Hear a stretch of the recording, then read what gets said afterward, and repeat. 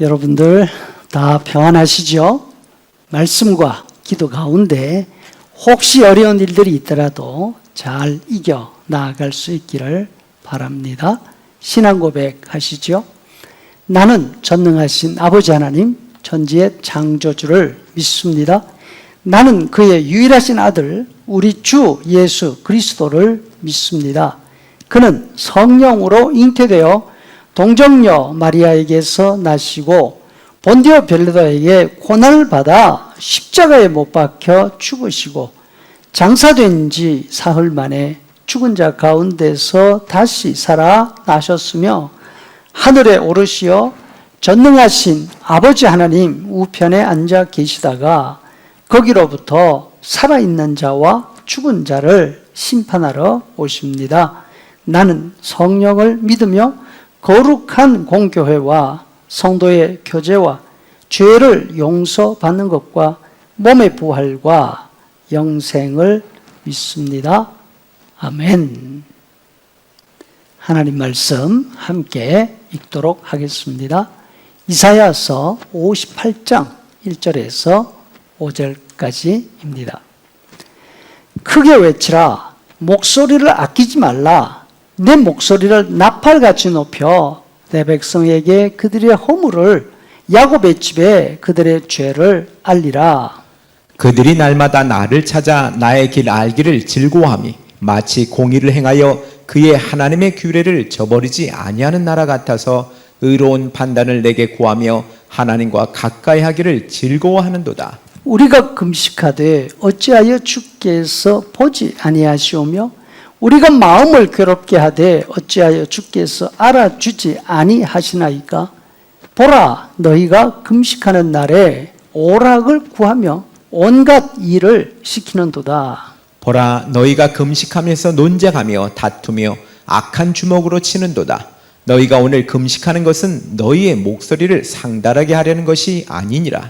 이것이 어찌 내가 기뻐하는 금식이 되겠으며 이것이 어찌 사람이 자기 마음을 괴롭게 하는 날이 되겠느냐? 그의 머리를 갈대같이 숙이고 굵은 배와 재를 펴는 것을 어찌 금식이라 하겠으며 하나님께 연락될 날이라 하겠느냐? 아멘. 여러분, 하나님께서 어머니의 심정으로 말씀하시지 않았습니까? 하나님의 생각과 하나님의 길이 이스라엘이 생각하는 것과 다르다. 하늘과 땅만큼 차이가 난다. 하나님께서 이렇게 설명해 주셨습니다. 사실 이것을 아는 사람이라면 당연히 자신의 생각을 내려놓고 하나님 말씀에 귀를 기울이겠죠. 이처럼 자신의 생각을 내려놓고 하나님 말씀에 귀를 기울이면 그 사람들에게 하나님께서 구원을 베푸시고 살 수 있는 길을 열어주시겠다 약속하십니다. 그때가 되면 하나님과 연합하고 하나님의 이름을 사랑하는 사람은 비록 이방인이라 할지라도 비록 고자라 할지라도 하나님의 거룩한 산에서 하나님이 주시는 복을 받아 누리게 된다 하십니다.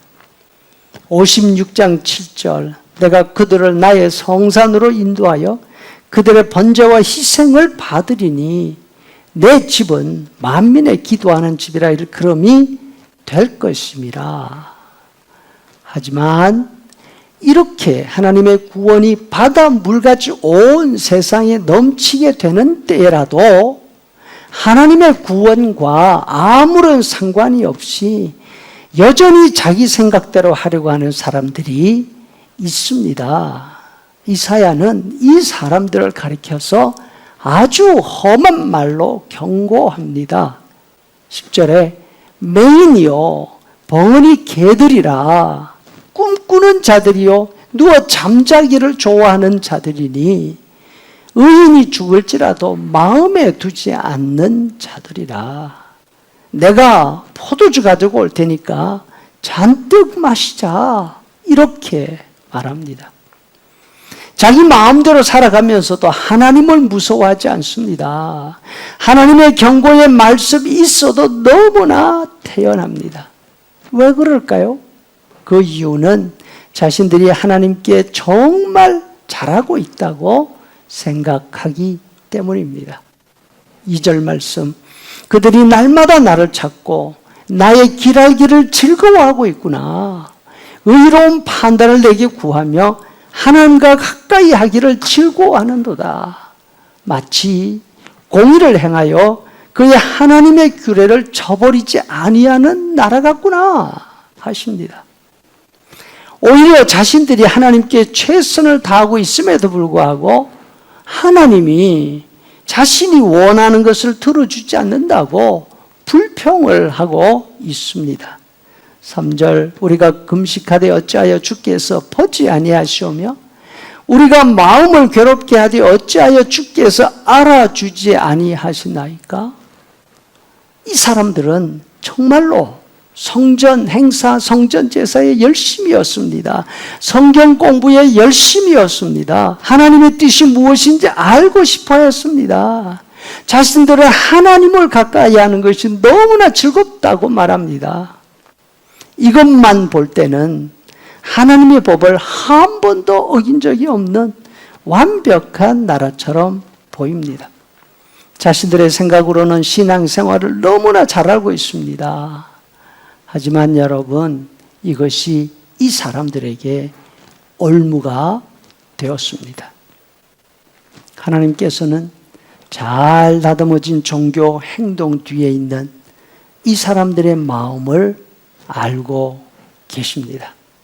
금식하는 이유와 그 목적을 정확하게 집어서 말씀하십니다. 4절 하반절, 너희가 오늘 금식하는 것은 너희 목소리를 상달하게 하려는 것이 아니냐? 그런데 보라, 너희가 금식하면서 논쟁하며 다투며 악한 주먹으로 치는도다. 금식하는 날에 유의를 찾고 다른 사람들에게 온갖 일을 시키는도다. 이 사람들은 자신들이 가장 엄숙한 예식이라 생각하는 금식을 한다 하면서 자신들의 행동을 돌아볼 생각은 전혀 없습니다. 죄에 대한 슬픔이 없습니다. 오히려 죄가 아니라 즐거움을 찾아다닙니다. 의인들이 억울하게 죽음을 당하는데도 불구하고 그런 일에는 신경을 쓰지 않습니다. 이 사람들에게 있어서는 성전 행사나 성경 공부가 오히려 독이 되었습니다. 눈을 가려서 자신들의 진짜 모습을 보지 못하게 했습니다. 마치 금식을 하나님을 압박해서 자신들이 바라는 것을 가질 수 있는 좋은 방편이라고 생각했습니다. 내가 이렇게까지 하는데 하나님인들 가만히 있을 수 있겠어? 아주 자신 있게 말합니다. 하지만 하나님은 사람의 생각에 속지 않으십니다. 머리 숙인다고, 삼배 옷을 입는다고, 죄 위에 앉아 있는다고 하나님 속지 않으십니다. 하나님이 기뻐하시는 제사는 무엇입니까? 다윗이 말합니다. 상한 마음이라고. 예배나 소위 말하는 경건 생활이 우리에게 독이 될 수 있습니다. 우리의 죄를 가리고 하나님 앞에 핑곗거리로 삼을 수 있습니다. 하지만 우리는 바른 예배, 바른 성경 공부를 통해서 우리 자신들의 잘못을 발견하는 그런 은혜의 시간이 되도록 해야 할 것입니다. 이제는 우리 구주 예수 그리스도의 은혜와 아버지 하나님의 크신 사랑과 성령의 인도 교제에 충만케 하심이 예배할 때마다 성경을 읽을 때마다 하나님 앞에 우리의 잘못을 구하고 용서를 구하는 성도들의 머리 위에 영원토록 함께 있을지어다. 아멘.